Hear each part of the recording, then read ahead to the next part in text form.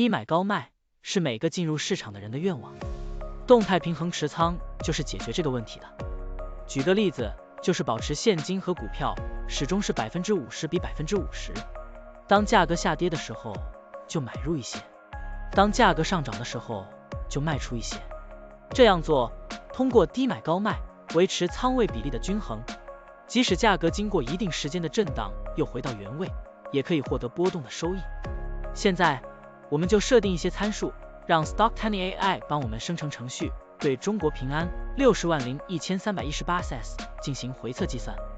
设定参数如下：检查间隔，每周五按照收盘价检查一次；价格梯度，每变化10%就启动买入或者卖出操作；运行时间从2023年1月1日到2024年4月30日；交易手续费设定为0.30%。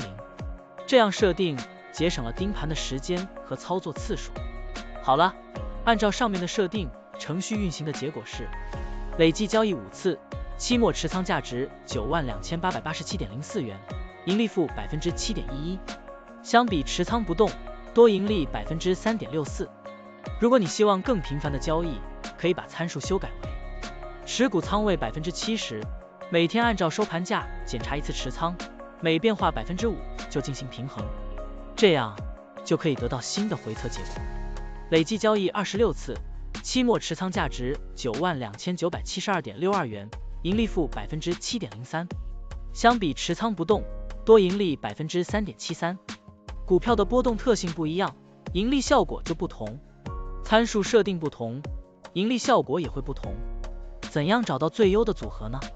请评论区留言，让 Stock Tuning AI 来帮助你。股票调优 AI， 利用 AI 技术赋能您的股票选择与操作。本站内容不构成对任何人的投资建议，您应当基于自己的独立判断做出决策。扫描二维码获取文字稿，欢迎点赞、评论、转发。